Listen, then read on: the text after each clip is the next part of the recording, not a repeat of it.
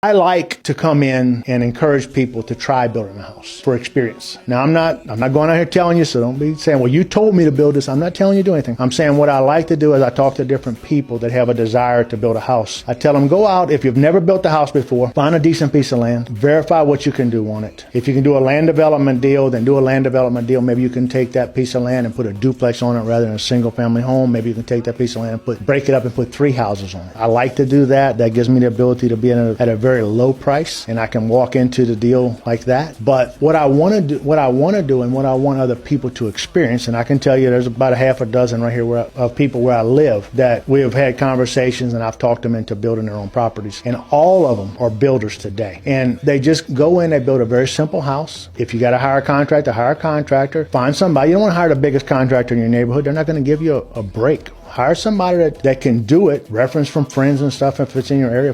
Do not just go out and hire the cheapest guy. You don't want that. That's going to come back to haunt you. Do not hire somebody who's not licensed. Do not hire somebody who's not insured. Do not hire somebody who, I used to use the terminology as a trunk slammer. All their tools fit in the trunk of their car. When they close their car, their office, their business, and everything goes with them.